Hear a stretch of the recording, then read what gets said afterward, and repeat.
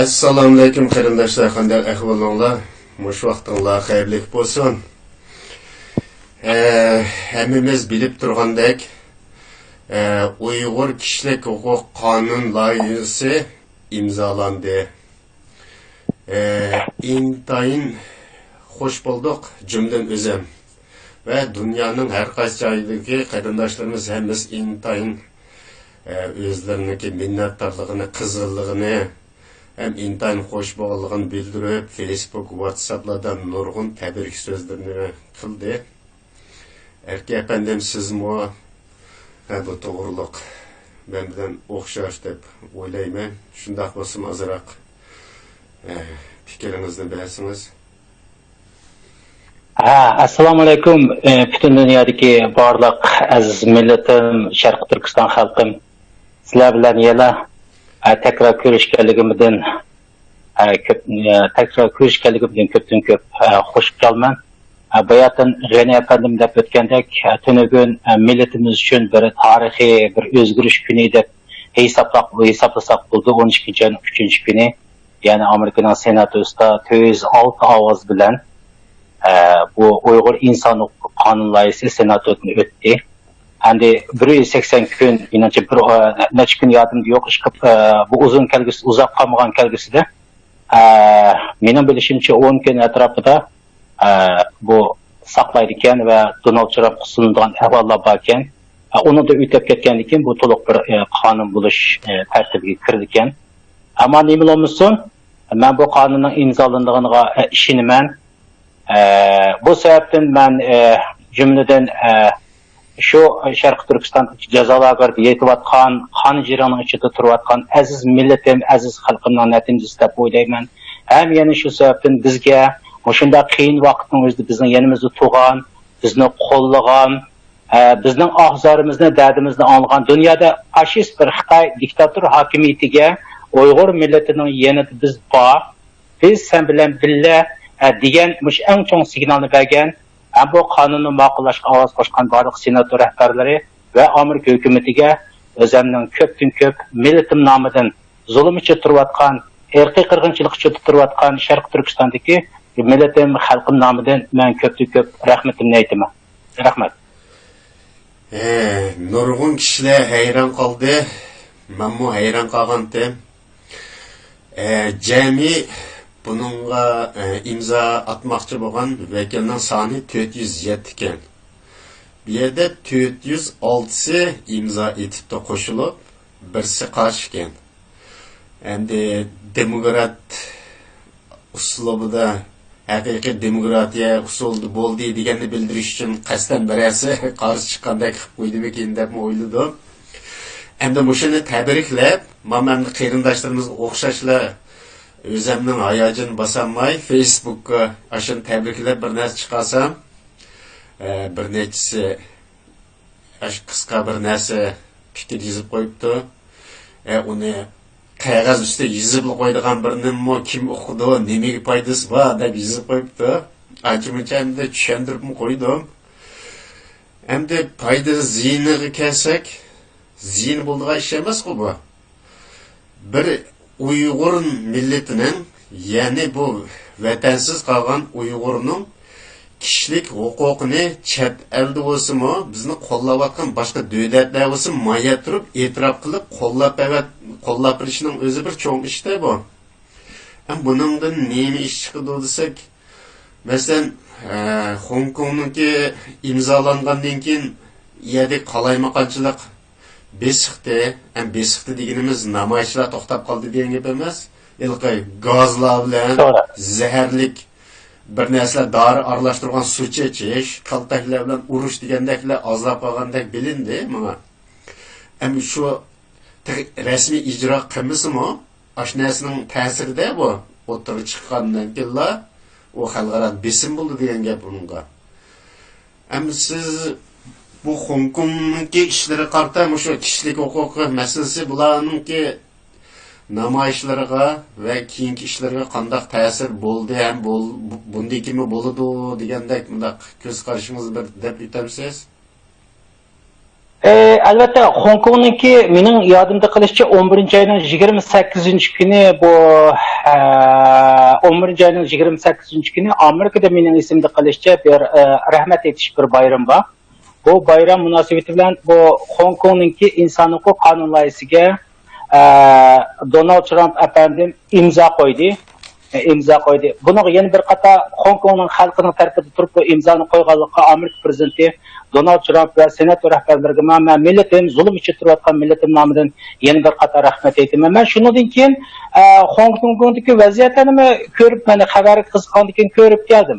Ondan keyin bu Hong Kong xalqi, bu jasur qahramon Hong Kong xalqi bu namoyishni to'xtatmadi. Ammo mening bu yerda bir hal qilib bir qilgan nuqtam, shu namoyish jarayonlarida soqchilar ayni vaqtida ayni usulni qo'llangan zaharli gaz, urush, bu banditlarcha bu insonlarga zulm soldigan namoyishchilarga bu ishlarni men ko'ramadim. Demak, bu yerda texnik amaliy rasmiy ijro qilingan bo'lsin, bu yerda biz dastlabki ifodalarni biz ko'rib oldik deb o'ylaymiz. Endi Hong Kongningki inson huquq qonun loyihasiniki hamma taraflardan biz o'rganib qolmadik, lekin bu to'g'rida chiqqan asosli mazmundan xabar tepishimcha, shu Hong Kong rayonida mushu namoyish jarayonida insonlar o'ldi, nurg'un insonlar o'quvchilar turmaga tashlandi va mushu jarayonning o'zida zo'ravonlik kuch ishlatgan soqchilar bor. Mushu Hong Kong inson huquq qonun loyihasida shu zo'ravon soqchilar va bunga buyruq bergan amaldorlarni jazolash haqida bundan mazmun borligidan xabar topdim men. Undaq bo'lgankan, albatta bu berib bu Hong Kong xalqidanki kaynida Amerikadagi bir dunyodagi kuchli hokimiyatning turayotganligini bu Xitoy hukumati albatta bu yerda eng chong signal berib Xitoy hokimiyatiga tegidi. Shu sababdan bu yergacha Xitoyni jiq noroziligini bildirdi. Ammo qolgan vaziyatni, reallik vaziyatni ko'ramiz. Ammo xulosa gap, mening bayqanimda xuddi siz bayqagandek bu yerdagi zo'ravonlik voqealarini men ko'ramadim. Ikki, bu intayin zo'r foydaliq.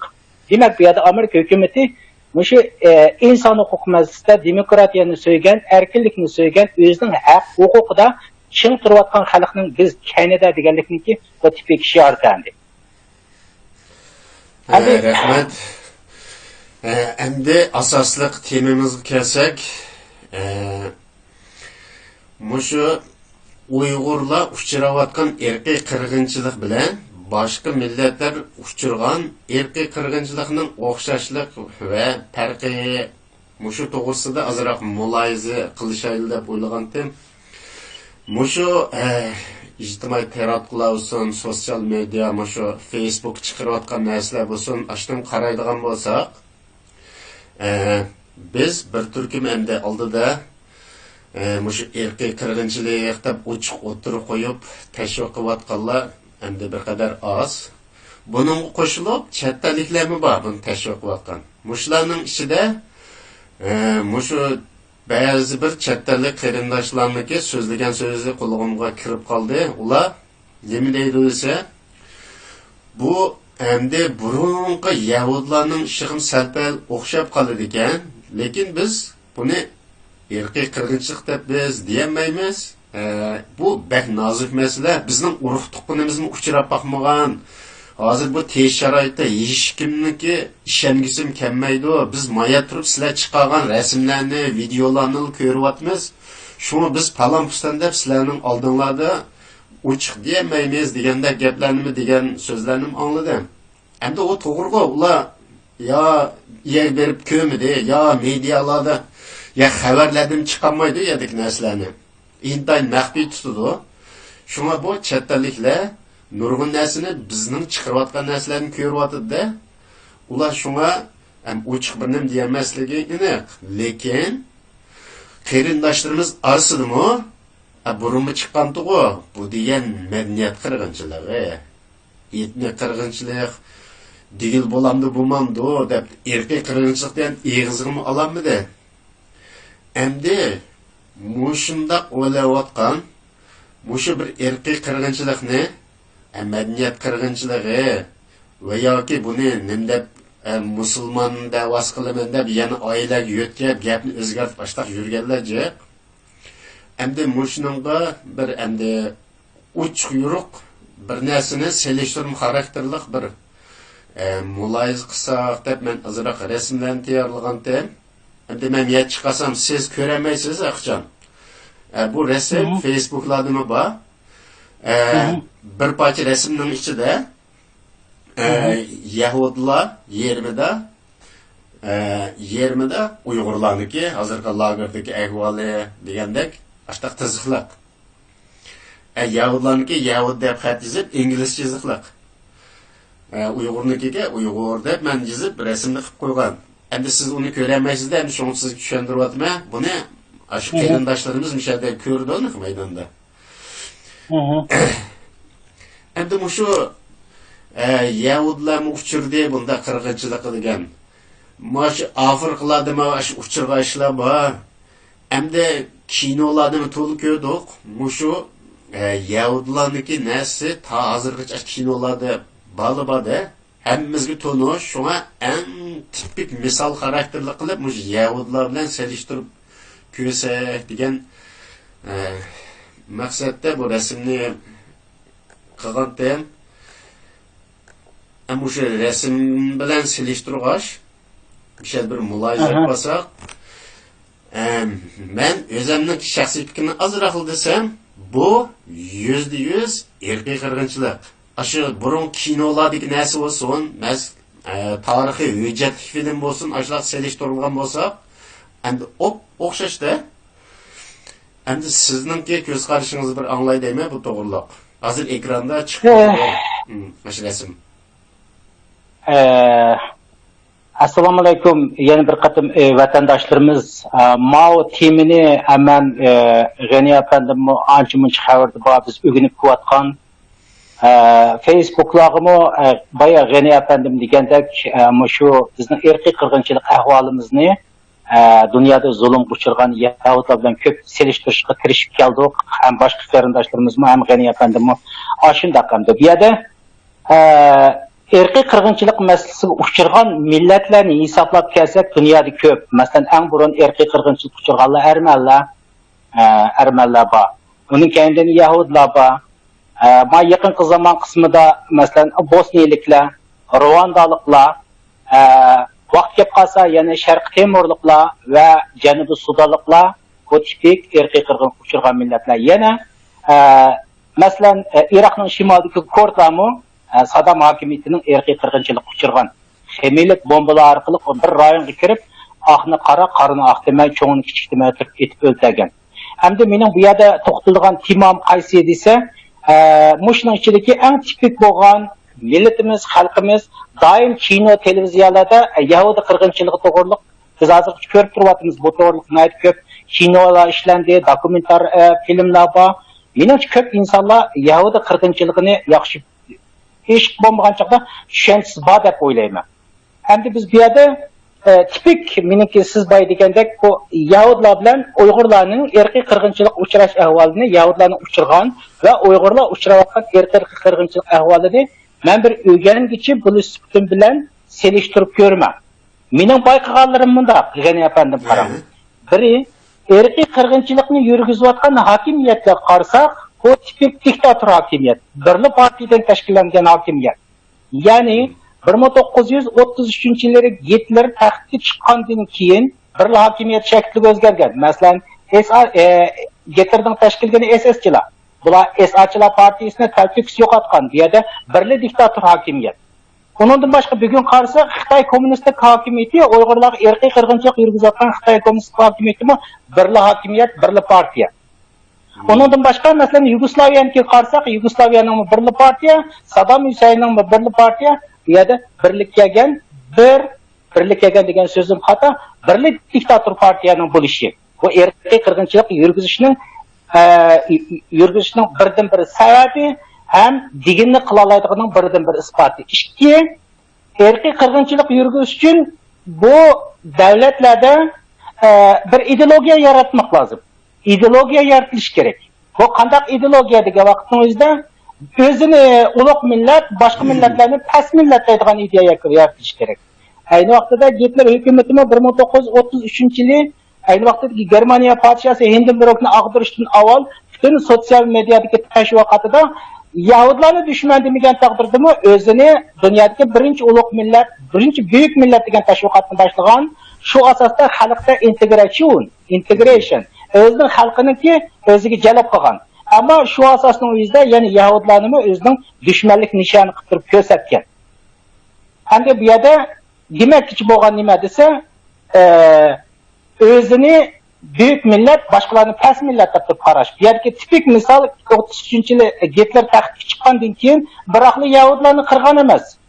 Bu ideyani nemislarning haqiqatan dunyodagi büyük millet ekanligi, Yahudilarning pes millet ekanligini, buni yer yuzidan yo'qotish kerakligi to'g'riliq bu asosda tashviqotlarni yapgan, buni qarshi turayotgan boshqa partiyalarni yo'qotgan, shu asosda endi o'zining ideologiyasini yurgizgan.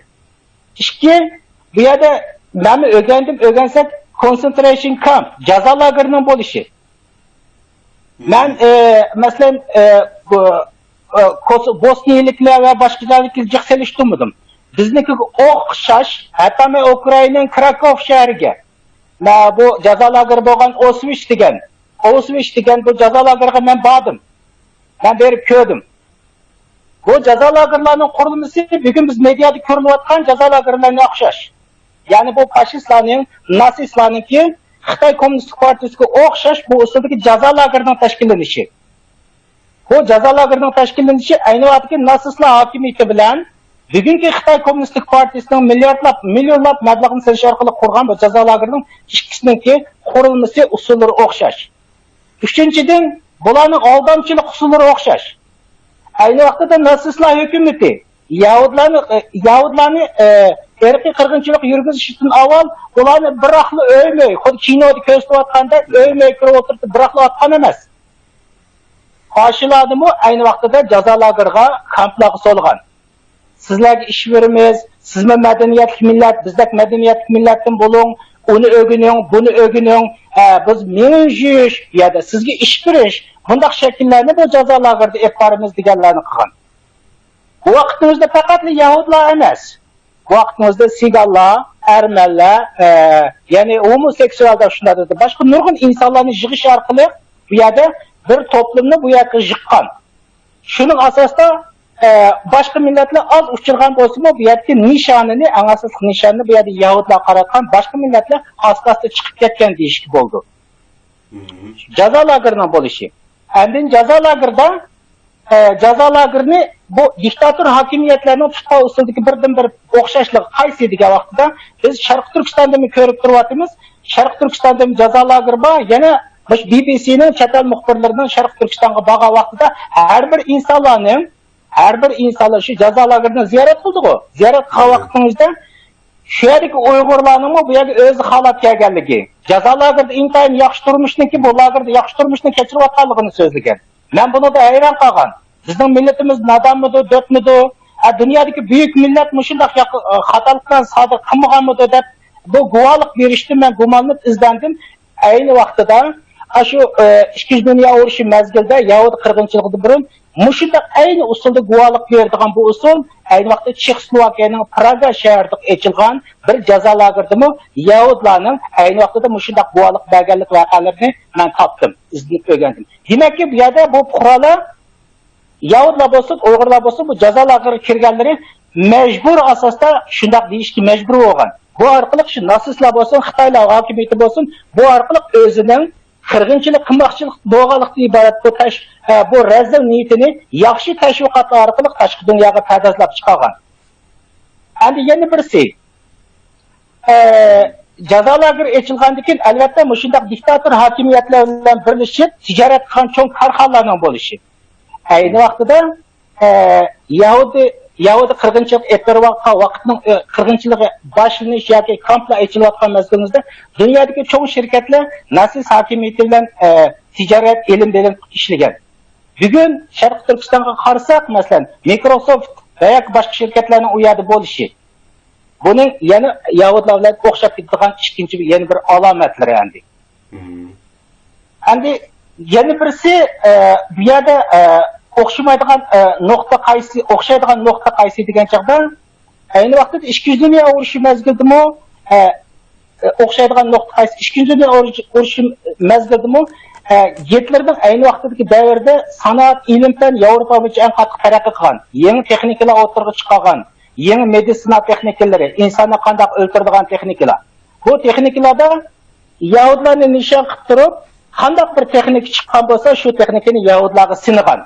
Hech qanday vaqt Yahudlarni kam qijig'ib bu yoqdan bu yoqqa o'tirib ko'ydirib etmagan. Bugun Sharq Turkistondagi ahvollarga qarasak, naq aydi. Bugun inson huquq tashkilotlari davolatidi, nurg'unlari yig'layotidi. Bu yerdagi xalq irqiy qirg'inchilik beryotidi davolatidi. To'g'ri, sizlar bizning tashviqotimiz boshdan oxir irqiy qirg'inchilik va yoki boshqa qarindoshlarimizning. Bu yerda demoqchi bo'lganim nima desa, bir davlatda bir fan texnika, ilm fan taraqqiyot qilgandiki, buni cho'qim bir sinov qiladigan obyekt kerak. Ayni vaqtdagi natsistlar hukumatimi Yahudlarga mush usulni qo'llangan. Ya'ni Yahudlarning ayollarni tug'mas qilish uchun tirishgan. Bugun Sharq Turkistondagi vaziyat qarasak, jazolarga kirgan ayollarning tug'mas bo'lganligi va har turli usullar o'ltirilib biz sezib turyapmiz, bilib turyapmiz. Endi yana birisi, mushunda jazolarning bor ekanligiga dunyo xalqining ishonmasligi. Ayni vaqtning o'zida masalan telefonlar borki, har turli o tijorat ilm berim bo'lgandan keyin berib kelishlar borki, shu vaqtning o'zida mushunda jazo lageri ochilgan vaqtning o'zida maxfiy usulda, maxfiy usulda o'ltirilayotganligini nurg'un insonlar sezgan. Sezgandan keyin Angliyaga, boshqa Amerikaga, boshqa davlatlar mushunda ishlar borkan, nemislar, ya'ni nasistlar, kechiringlar, nemislar emas, nasistlar hukumati Yahudlarga mushunda ishlarni sinov qilib o'tibdi, jazo lagerida insonlarni o'ltirib o'tibdi, degan tashviqotni etgan vaqtning o'zida tashqi dunyodagi insonlarmi mushunda ishlar mavjudmi, mavjud emasmi degan ahvolga ishonmagan. Bugunmi bizning nurg'unliga Uyg'ur qarindoshlarimizning o'zidan masalan bu tipik irqiy qirg'inchilik deb o'tirib tashviq qilinayotgan bo'lsa-mu, yana bir turkum insonlarning shunday qishlar mavjudmi degan savolni o'tirib qo'yishi. Ayni vaqtda Gitlermi 1933-yilda taxtga chiqqandan keyin buni asta-asta uyg'unlashga boshlagan. Haqiqiy irqiy qirg'inchilikni 1941-yili Ikkinchi dunyo urushida yengilishga qarab yuzlangan ahvol ostida Yahudlarni butun to'plum oldida o'ltirishga boshlagan. Bundan burungi usuli bugungi Sharq Turkistondagi vaziyatlarga ayni usulda o'xshash. Ya'ni ayni vaqtida o'zida Gitler davrida qarasa jazo lager intayin mukammal insonlar turadigan rayonga o'rnashtirilgan. Ish berayotgandek, ularni o'gitayotgandek vaziyatlar shakllantirdi. Ammo bir nuqta shuki, ko'ydirish o'rinlarining bo'lishi. Ko'ydirish o'rinlarining bo'lishi. Ko'ydirish o'rinlari bo'lgan chog'da o'zida boshqalar bilin demaydigan, masalan, Krakow shahri bordiq. Bilin adam ko'ydiradigan ya'ni o'zi bilin demaydigan yer bo'lishi. Adam ko'ydirayotgan, sinov qilinayotgan vaqtda yuqori muzikalarning qo'yilishi. Endi odamlarning bilmasligi. Bugun Sharq Turkistondagi vaziyatga qarasak aynan o'xshash. Bugun nima uchun Sharq Turkiston rayonidagi irqiy qirg'inchilik bilan shug'ullangan xalqni Xitoylar ko'ydiryapti. Xitoy hokimiyati ko'ydiryapti. Ammo inson huquq organlari berib bu yerda sen nima uchun ko'ydirilgan insonlarni dunyoga echayotmaysan desa bu maxfiy bo'lishi. Bizning millatimiz bugun 100% ayni vaqtdagi Yahudlarga o'xshash va Yahudlardan battar holatda irqiy qirg'inchilikning ichida deb o'ylayman. Mening bayqagan yerim bugungi Uyg'urlar dush kelayotgan irqiy qirg'inchilik Yahudlardan eg'ir. Nima uchun eg'ir degan chog'da siz Krakow va boshqa yerdagi jazo lageriga borsangiz, Yahudlarning ibodat qiladigan uyini bayqaysiz, g'ani afandim. Yahuda dini bo'yicha ibodat qiladigan uyini bayqaysiz. Ammo bugun Sharq Turkiston jazo lagerida bizning millatimizga tunguz go'sh yegizyapti. Nurg'unga insonlarimiz o'tirib bu to'g'rida guvohlik beryapti. Endi g'ururimiz pichirilyapti. Bu gapni men deyishga jur'at qilolmayman. İnsanni insondan seslendiradigan shunday harakatlarni qilayotganligini bugun guvohlikdagi insonlarning og'zidan anglab turyapmiz va Amerika hukumati bugungi bu ishlarga jiddiy qaraganligi menimcha bu ishlarningki tigida haqiqatan bir 100% bir irqiy qirg'inchilikning borligi bu aniq. Endi boshqa jihatlarni selishtirib kelsak nurg'un taraflari bor. Endi buning har turli detallari, har turli dokumentarlardan shakllaridan desak gaplar chiqadi. Menimcha bu masalani biz asosli uchurni, ma'lumotni biz hozircha shunday berib tursak deb o'ylayman. Buning tafsili detallarini millatimiz o'rganishi kerak. Biz barobar o'rganishimiz kerak. To'g'ri. baravar o'rganishimiz kerak. Bu jihatlardagi tashviqotlarni biz jonliq yaydirishimiz kerak. Endi ishki siz bu yerda siz bayatın deb o'tdingiz, rasmda bir yerda Yahudlarning bir yerda Uyg'urlarning rasmini qo'yganligingiz to'g'riliq. Nayt yaxshi qilibsiz. Bizning tashviqotimiz bugun shunday bo'lishi kerak. Chunki har qanday vaqt G'ani afandim zulm uchragan xalq zulmga yoqtab deb javob berdi. Zulmga uchirgan xalq bu qanday bo'ladi deb o'tib qarab turdi. Ta beshiga kamigacha bu ishga to'g'ri demaydi. Bu ishga sizningmi qiziqqan nuqtangiz, meningmi qiziqqan nuqtam, qiziqqan nuqtam qaysi degan vaqtimizda bizning fojiamiz Yahudlarniki bilan o'xshash holat, hatto undan eg'ir. Xuddi bayatın deb o'tgandek, ularning Allohga bo'lgan e'tiqodini cheklangan bugun bizning millatimizni tubdan ateist qilish uchun, musulmon xalqni ateist qilib yo'q qilish uchun bu harakatni boshlayotdi. Ham bu yerda shunday reallik fojiaga kim birinchilab o'tirib yaqtiyalaydi? Meningcha bo'lgan chog'da, mening tushuncham, men sizning tushunchangiz bo'yicha eng avval erkiy qirg'inchilik uchirgan millat unaqa yaqtaydi. Yana birisi andin 1945-yili Mesela 1941-yil Yahudlarning ko'ydirish ishlarini aytdi. Shu jarayonning o'zidami bizga o'xshash Yahudlar Angliyadan yordam so'radi, Amerikadan yordam so'radi. Mushlar Germaniyaga, u yoqdan Rossiya, Angliya, Amerika ittifoqdosh armiyaga kirganga qadar erkiy qirg'inchilikda qanchalik insonning o'lganligini shu vaqtda bilmagandik. O'lgan insonlarnikini yerdan qo'lab chiqib, tepib chiqqandan keyin endi bu real ahvolini bayqidi endi. Ham bu yerda demoqchi o'g'lim nima degan vaqtida bugun Xudo xolis Amerikada qudratli davlat va yoki boshqa demokratiya va inson huquqini, insonlarning oliy huquqini sevgan millatlar bizning so'zimizni qilib turibdi. Demoqchi o'g'lim nima desa, yana mushning ichidami bir zulm uchirgan Yahudi millati bu millat buni 1945-yil so'zim chalib 45-yili erkiy qirg'inchilikning butun ahvollariga kelgan keyin dunyo shundoq degan. İkinci kata erkiy qirg'inchilik bo'lmasligi kerak degan. Endi bunday bo'lishga biz qarshi turamiz, yoqtaymiz degan. Haqiqatan ko'z oldimizda degandek dunyo shunday bo'lardi. Sudandagi erkiy qirg'inchilik tugatildi. Iroqdagi kurdlarga bo'lgan erkiy qirg'inchilik tugatildi. Hatto Turkiyaning armanlarga yurgizgan erkiy qirg'inchilik 100 yildan keyin bugun o'tirib ustalga chiqyapti. Erkiy qirg'inchilik davosiga bugun insonlikni sevgan dunyo, madaniyatli dunyo buni hozir yoqtab kelyapti. Shuning uchun bugun siz biz qilayotgan bu tashviqotga nurg'ulg'an Yahudlar yoqtab turib javob beryapti. Media o'rlarda yoqtab turib javob beryapti. Never again deb turib javob beryapti. Demak, cho'g'in nima desa, mush masala orqali millatimizning ashliq selishtirmini ko'proq qilishni yaxshi ko'rman. Ham talabimda chunki bugungi dunyoning o'zidami ayni vaqtida shu qirg'inchilik uchirgan Yahudlarning bugungi avlodlari o'rganish orqali, izlanish orqali, ya'ni ilm fanda, madaniyatda, iqtisodda nurg'un o'rinlarda, hatto mediada kuchli o'rinda. Mening yana alaydan bir diqqatimni tortgan yeri ayni vaqtida masalan nurg'un arab davlatlari bizning vatanga berib anglab turyapmiz endi. Ishki organlarini almashtirib kelayotgan bu ahvollarni bayqab turyapmiz. Mush yaqinning o'zida dunyo yaxshi ko'rmaydigan, hamda shunday deb qo'ydaymiz-ku, nurg'ulg'an sarang davlatlar masalan Isroiliyaga o'shmanlik qildi. Isroiliya hokimiyatining Isroiliya fuqarolariga bizning Sharq Turkistonga berib organ ko'chirishga qarshi bo'lgan.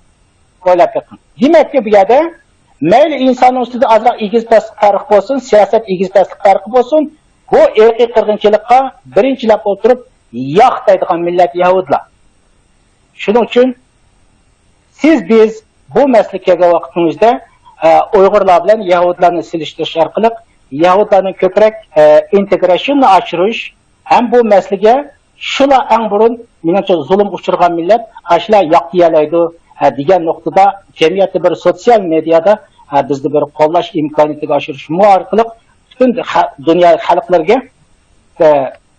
buni tushuntirishga qulay bo'lish uchun biz tirishib keldik.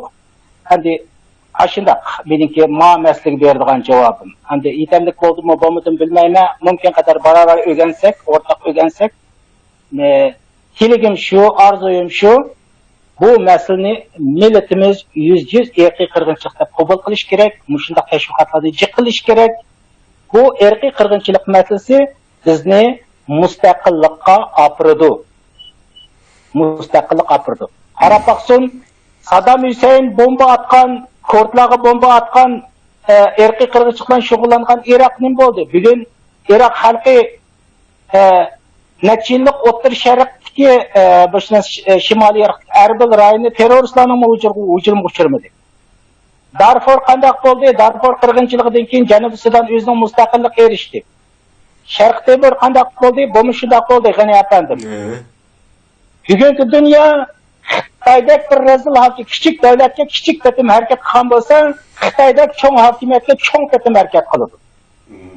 Ammo yetarki buni yoqdab turib javob berdi. Ammo bizmi bugungi dunyo bilan hamkorlashishimiz kerak. Bu masalani endi jonliq erkiy qirg'inchilikda turib e'lon qilishimiz kerak. Biz deyishimiz kerak. Bizning huquqimiz bor. Chunki u yerda qanchalik insonlarning o'layotganini biz bilmaymiz. Ammo biz bayatda deb o'tgandek diktator hokimiyatning bo'lishi, jazo lagerlarining qurilishi ularning ideyasi. Bugun bayatda ba'zilari savol so'rashi mumkin. Xitoy hukumati Yahudlarga o'xshash Uyg'urlar mundaq millat, biz buyuk millat, Uyg'urlar pasandi millat degan shiorni to'g'rimida deyishi mumkin. Buning beradigan javobim evet, Xitoy hukumati bu to'g'riliq undaq jonliq shiorlarni to'g'rimaganligi aniq. Ammo millatimizning ichidan shuncha ko'p naqadar insonlarni setib oldiki, Uyg'ur millatini ochida och holat qo'yganmi Xitoylar? Xitoy Kommunistik partiyasi. Qoshini nomrat holat qo'yganmi Xitoy Kommunistik hokimiyati. Yana ichidan bizning Xitoyning ichida maxsus Xitoy Kommunistik partiyasini tashviq qilgan tashviqotchilar bor, setib olgan tashviqotchilar bor. Xitoy hukumati bevosita biz buyuk millat, Uyg'ur pasandi millat deganni deymizmi? Ammo bizning ichimizdagi Xitoy tashviqot idorasining insonlar orqali Uyg'urlarni to'xtamasdan eski, to'xtamasdan pasandi, to'xtamasdan mushkulni ko'rishga tegishli millat deb o'tib kitoblarni yozdi. Her yerde siz bunday tashviqotlardan turayotganligini bilasiz.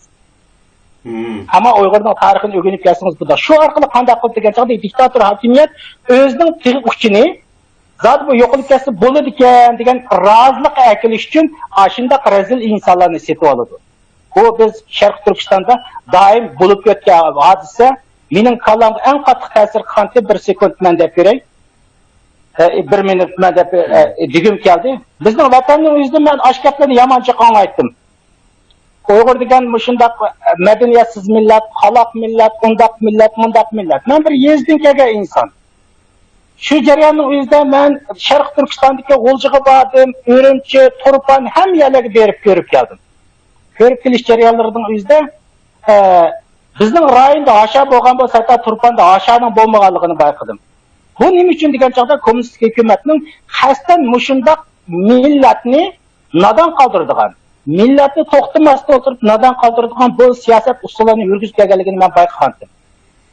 Endi bu to'g'riliq millatimiz bildi. Men Qozog'istonga chiqqanda Qozog'istonda turdim. Turish jarayoni o'zida bir yildan keyin yo'lda bir taksi bo'ldi. Men bu temani bunaqa hikoyalarni bu yoqda so'zlamaylik. Demoqchi bo'lgan nuqtam asosli shu, G'ani afandim. Bu yerda Xitoy hukumati Uyg'urlarni cho'qim yo'q qilish kerak deganning ideal asosini vatanning o'zida shu Uyg'urlarni o'zi qalab, o'zi nodon qoldirib, buni Xitoy tashviqot idorasining setib olgan insonlar bilan, kompartiyani maqtaydigan insonlar bilan bu qaloq millat, bu pasandi millatiga ideyani yaratdi. Ikki buning idea asosi qaysi degan chaqda 2001-yili terrorizm harakati boshlangandan keyin Xitoy hokimiyati bugun ha hozir qadar o'tirib bizni terror bilan ayblab keldi. Bularni terrorist dedi. Masalan, bugun jazolarga kirgan insonlarning ko'pinchilarini mana 3 batlik shu hujjatning o'zida deyishgani chiqyapti bu. Nervisni yuyish kerak. Bular terrorizm bilan shug'ullangan. degan ba'nolar bilan akiryapti. Bu yerki maqsadi ash xalqni qaysi usul bilan, qolaylik usul bilan boshqalar biladigan asosda o'zini to'g'ri qilayotgan, yaxshi qilayotgan usul bilan bu xalqni o'ltirishdan boshqa narsa emas. Allohim bu xalqning, bu yerki Sharq Turkistondagi shu xalqning joni Allohga omonat. Men to'lagan Amerika hukumatidan, shu senatida shunday natija chiqqandan shunday xush bo'ldim. Albatta keyin qismnomi yaxshi bo'lganini men bilaman. Bugungi dunyo, madaniyatli dunyo Uyg'urumdek bir aqlli, zirak millatning yo'qolib ketishiga men qarab turmaydi deb o'ylayman. Ammo bu yoqdagi 5 million insonning joni hozirgi vaqtimizda kimga omonat? Xitoy hukumatini siz qanday qilib o'tirib, bularni boshqa texnik usullar bilan, boshqa ilm-fan texnik usullar bilan o'lchamaydi deb kim deya oladi? Bularning tutayotgan usuli 1933-yildagi, 33-yildan tortib shu Germaniyaniki yangi texnikalarni sinab usuli bilan hozir tutayotgan o'xshash-ku. Xitoy ilm-fan taraqqiy qildi, nurg'un narsalarni o'rgandi. Buning amaliy tajribasini kimga ishatish kerak? Uyg'urlarning DNAsini ko'chirishi, ayollarni tug'mas qilishi. Ham bunda gaplarni sizlab kelsak pek gap chiq. Men o'sha gapimni to'xtay. Rahmat. Rahmat. Men isim kelgan gaplarning unutilib qolmasligi uchun Akka apandimning gapiga ulab ta'tirsigicha mangay. Mushu Uyg'urni yo'qotish uchun Uyg'urni tillaydigan bir turkum ishlarni yetishtirdi-da bu. Xitoy Kommunist partiyasi yetishtirib chiqqandan keyin o'zi ancha-muncha bir nim deb qo'ydi. O'z yaxshi qilish uchun o'tirga chiqmaydi.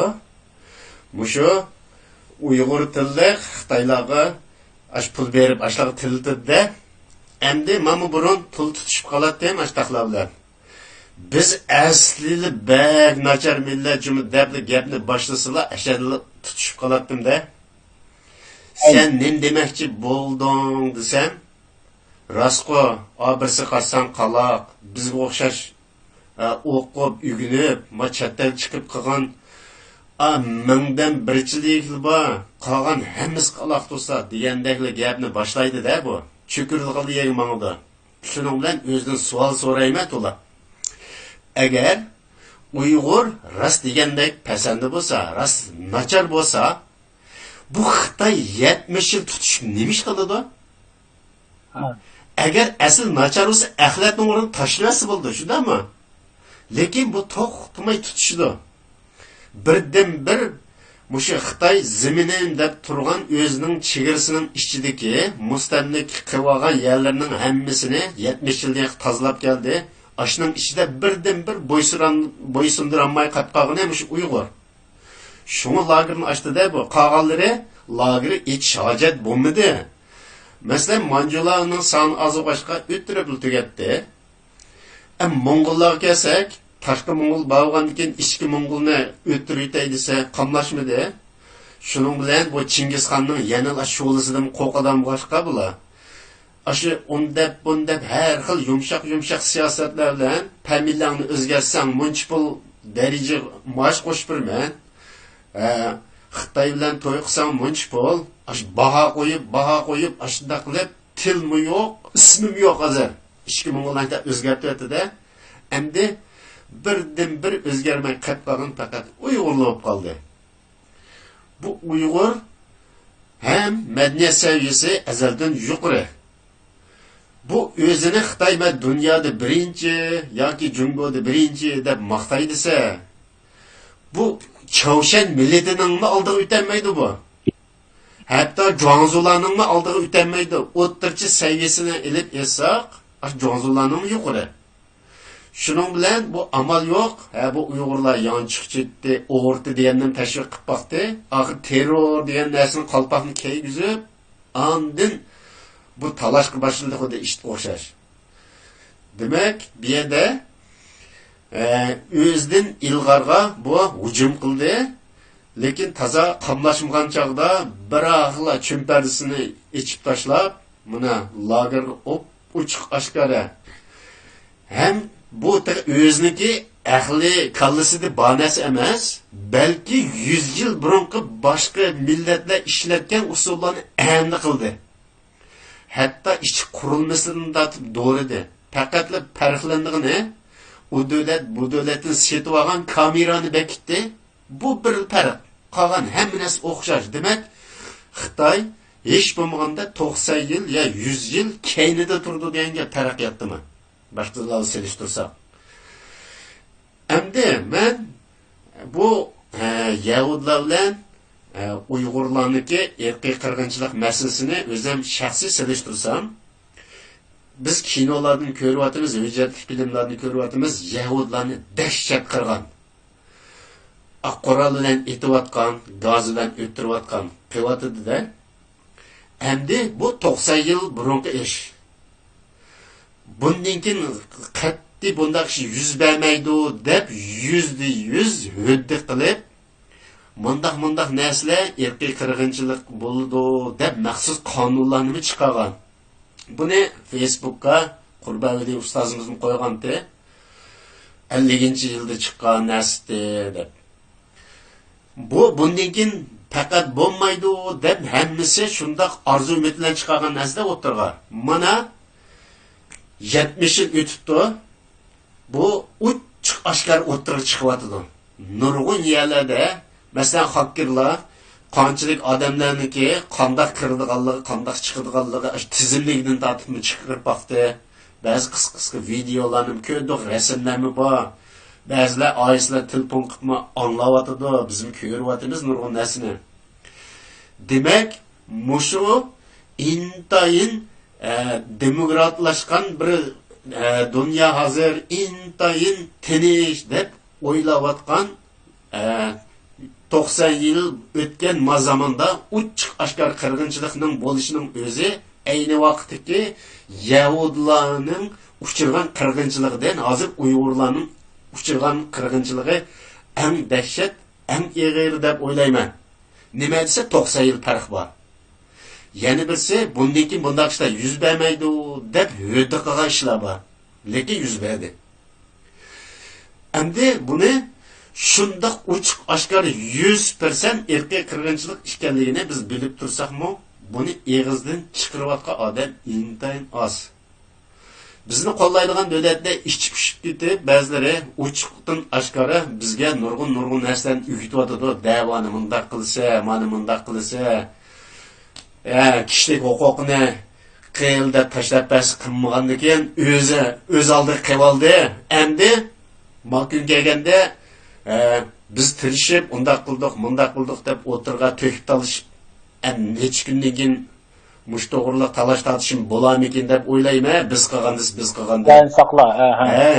O yil burun qilgan bo'lsa, biz qilgan deb talash bo'ladi.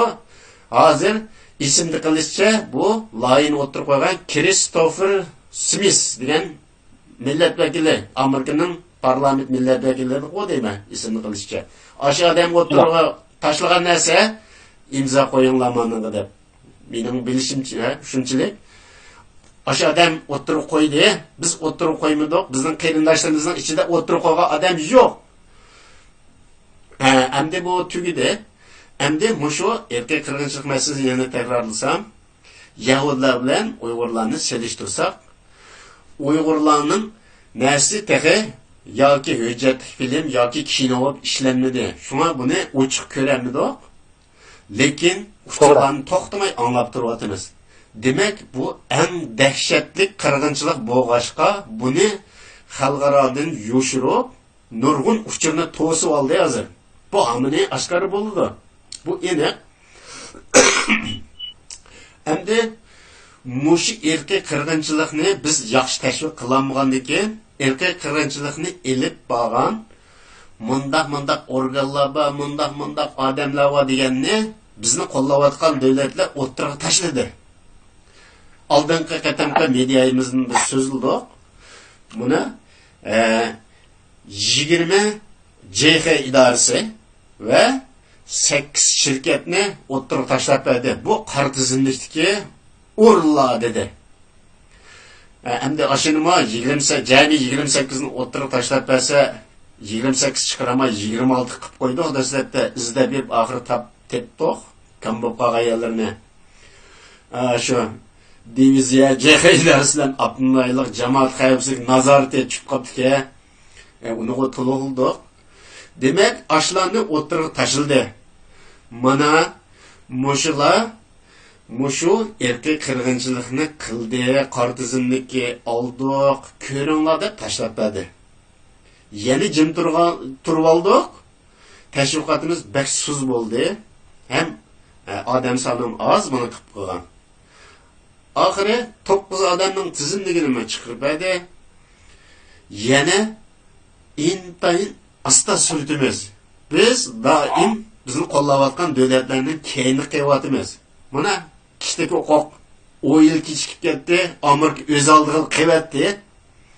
Ham qarab turdik bunga. Hem bundan keyin yana mushundoq so'zlashsa ishlar qandaq fojialar yuz berdi, bu bizga noma'lum. Mushu oldin qatimki mediayimiz o'ttirib qo'ygan mana nimani rasmini chiqarib qo'ydim, siz ko'rolmaysiz aka efendim. 8 şirket bilan 20 JX organınki tizimligini oldin qatim o'ttirib qo'ygan. Mega rasmini rasmiy choplab chiqarib qo'ydim. Siz mushtoq yana 9 erkek qirg'inchilikdan shug'ullangan jallatlar bor, ularnikini chiqarib qo'ying. Ma 20 JX organ bilan 8 şirket to'g'ri azroq so'zlasiniz. 9 jallatnikini navbat bilan chiqirmayman, bir ekranda bir qatimda birini chiqiramiz. Endi yaxshi qilsiz aşı narsani millatimiz bunidan unutib qolmasligi kerak. Bu o'tirg'i chiqdi, masalan, siz boy degandek 20 o'rin, bunaqa texnikalik bilan ta'minlangan 8 shirkat ham bu yerda 9 jallatniki rasm chiqdi. Endi albatta bu ish ilqi tövəndə yuqori qarab mangadi. Buning eng tipik irqiy qirg'inchilik jinoyat bilan shug'ullanuvchi Shiva Chin. İnşallah bular 60-yildagi Chiliniki Pinochet 95 yoshida jazolagirga sotga chiqqandek inshaalloh bu men cho'g'anchaqda uncha uzun kun qolmaydi deb o'ylayman. Bularning taqdiri asosan oxirlashyapti. Xitoy Kommunistik partiyasining taqdiri oxirlashyapti. Millatimiz buni bilish kerak. Bunu tonish kerak. İnşallah bu 9 odamning ismini o'qib o'taymi ben? Mayli, buni herhalde biz chuqur millatimiz bilish kerak. Mushu jinoyat eng oxirgi berib qashlarga berib, irqiy qirg'inchilik jinoyatlar ashiniga berib, bizning vatandagi ashiniga berib taqildi. Undan keyin bu ishlarni tafsili jarayoni bilan yana kimlar qanchalik ishlar qilindi, bu inshaalloh ish mushundoq boshlandi, mushundoq chiqadi. Endi men mushu bizga e'lon qilib bergan 9 kishining ismini o'qib o'tay. Birinchisi Markaziy komitet XG partiya sekretari Chilchongo, buni hammiz biladi-ku. İkincisi yenidan qurilgan maxfiy komitet, ya'ni Markaziy komitet birliksab 9-idora degani maxsus shu vatanga qarshi qurgan, burun yo'q ekan bu. Buning boshlig'i Xu Lianghe. Uchinchisi Abdurrahman raisi Shuhrat Zokir. Shuhrat Zokiri deb qo'yaylik Xitoycha. Zakiri. Zakiri. Xitoycha atash kerak ismini. To'rtinchisi Abdurrahman xalq vakillar qurultiyining mudiri Shavkat Imini. Shavkat Imini deb qo'yaylik. Xitoy. Beshinchisi Abdurrahman xalq vakillar qurultiyining muavin mudiri, yana o Shavkatning ostidamish. Ju Laylun debdimi? Ju Haylunka. Ju Haylun degani. Oltinchisi ishlab chiqarish diviziya partiya sekretariga ham siyosiy komissarga Sun Jinglong. Yettinchisi Abdurrahman muavin rais hem diviziya komandani Peng Jarui. 8-incisi qurolli qism bosh etirtining komandani Zhou Jianguo degani. 9-incisi qurolli qism ilqi kayni sabti turdig'iniki aqsabning qismniki mas'uliga bosh mas'uli Guanyan Mi degan. Bu shu 9 odam. So'zingizni davomlashtiring. Hadi rahmat abbaginizga. Millatimiz bu mediadan har qanday vaqtda siz biz boshqalar bo'lganchidan takrorlab turishimiz kerak, chunki mushular hozirgi vaqtimizda birinchi bosqichliq irqiy qirg'inchilik jinoyati bilan shug'ullangan shevachinlik qilib qolsa, ko'p kishilar bundan manchi bo'lganchaqda Sharq Turkistondagi umumiy vaziyatni, qirg'inchilik ahvollarining daftarini ochgandan keyin meni shu bo'lganchaqda bu ish jiqlaydi deb o'ylayman. Bunda qishlar ayni vaqtda o'tgan so'zimizda degan Yugoslaviyada shunday bo'lgan. Yugoslaviyada ayni vaqtda dastlabki masalan Shiga o'xshash, Shi Jinpingga o'xshash birinchi nomerlik jinoyatchi xalqaro sudga chiqqan bo'lsa, undan keyin Radman Karadich uning hamkorlik qilgan. Undan boshqa yana mush irqiy qirg'inchilik bilan shug'ullangan, musulmonlarni o'ldirish bilan shug'ullangan 56 general bu oxirida xalqaro sudning hukmiga erishgan. Demakki, o'g'lim bu yerda millatimiz Mao 9 jallodlarni esdan har qanday vaqt chiqarib qo'ymaslik kerak. Chunki bular irqiy qirg'inchilik bilan bevosita shug'ullangan qotillar, ijro qiluvchilari. İnşallah bularni hayatlı bo'lsak, darg'a asimiz o'z qo'limiz bilan. Endi agar tasodifiy o'lib ketsak, bizning avlodlarimiz her zaman mushrilarning o'zini, mushlar ashla hayat bo'lsa va yoki ashlarniki qo'lasida billa hamshirik bo'lgan qo'shimcha jallodlarning hammasini o'z qo'lidan darg'asib deb o'ylayman. Bular mumkin emas, qutlanmaydi. Agar qochaman desa, chet tili qochidi, biz bayon keladi degan gap. Agar qochmayman desa, ashada xalqning qo'lida yana o'ladi. O'xshash, oqibati o'xshash. Amin, shundoq bo'ldi. Shundoq bo'ldi inshaalloh. Men oxirida ko'pchilikning vaqtini chiqarmayli, mening eng oxirida bir narsa deb qo'ygan gapim. Men bir siyosatni o'rgangichi, tunugin men diqqat qilgan xabarlar kelgan vaqtning o'zida bir narsa meningki diqqatimni xabarlarning ichida eng diqqatimni topgan bir nuqta bor. Qaysi nuqta deganda 12-oyning 3-kuni birla vaqtning o'zida Amerika palatasida Uyg'ur inson huquq qonun loyihasi Cumhuriyetçiler hem demokratçılardan 406 bular orta kaldı imzalanışla birge yani muş günün özüde Uygur insan hukuk kanun layihisi maqullanıvatkan günün özüde London'da NATO başkanlığı açıldı. NATO'nun. Yani efendim. Dünyada her kandak bir siyaset tesadüfi yüzlemeydi. Her kandak bir siyaset bir günü doğrulamaydı. Yani NATO başkanları London'da yığıldı. Müşer Eçilgan yığının en asaslık maksidi neyme? Yani Eçilgan maksidi diyen sözün özünde Xitay tehdidiki takabül duruş dedi. Xitay tehdidiki takabül duruş gerek. Biz NATO armiyası Xitay'ın çığırısını bağmadık. Xitaylar bizim bugün çığırımızı geldiler şunda da. Bu kağa işlerini iş düşündürüşünün haceti yok. Bu siyasetin aslas ögündüğün neyse ama bu yerde bir signal var ki inşallah ben şunda da düşünmem 12. ayının 3. günü biz için bir tarihi gün. O NATO başkanlar yığında kanda kararlar elindi. Nimenimle kararlar elindi. Biz onu bilemeyiz ama alametlerini biliriz. Kudu muşunu okşaş 12. ayının 3. günü Amerika'da Uygur meselesi boyunca insan hukuk kanun layihəsiga 406 nefer senatör rəhbərlər imza atқан bolsa, top şəxslər, Donald Trump oxşaş şəxslər NATO'nun başlıqları London'da Xitay təhdidi qarşı bir yerdə bir yığınlar bulab ötdü. Nim üçün bu işlər bir günün özündə doğru geldi? Acaba bir yerdə Uygur meselesi təhlil qılındı mı, qılınmadı mı? Yox. Mening üçün bu vaqtimizdə Uygurlar birinci gün tərtibdə. Mening deydigan gapim şu, köpçülükə rəhmət. Hammamiz o'rgangichi xatolik bo'lgan yerlari biz fikrimlarni bersanglar bo'ldi. Bu yerdan so'zimda men Ukrainaning Krakow shahrida qolgandek yodim turdi. Polshaniki Krakow shahri bilan esimda qilishcha yahudlarning eng chong jazo lageri qurilgan yer. Shu jazo lagerida 1 milliondan ortiq yahudlar o'lgan, men borgan ko'pchilik qarindoshlarimizning irqiy qirg'inchilik degan nima? Şu yerda irqiy qirg'inchilik qilgan yahudlarniki masalan ishkanchini choylardan tortib, qandoq o'ldirilganini tortib, siznikda hamma narsa yezig'liq. Millatimiz tashviq qildigan yerim sayohat Turkiyaga borib tutan qilib o'tiribdi, Turkiyaga bormay, ana shundoq yerligim berib, bugun millatimiz duch kelayotgan irqiy qirg'inchilikni ayni vaqtdagi yahudlardan o'xshash ekanligini, hech bo'lmagancha ashlarni bosib ko'rib ketishni, mush to'g'riliq fikrlarini to'xtatmasligini millatim xalqimdan o'tinaman. Bugungi dunyoda Yahudlarning kuchi jek, men maqtab etganligim emas, mediada har jihatlarda eng oxirgi tashabbusim shu, har qanday vaqt mediaga chiqqan vaqtning o'zida bir vatanda yuz bergan irqiy qirg'inchilikni Yahudlar bilan selishtirishni unutib qolmang. Chunki irqiy qirg'inchilik uchirgan bu millat hech qanday vaqt irqiy qirg'inchilikni davomlashtirsin degan gaplarni demaydi. Rahmat ko'pchilikka. Rahmat sizga.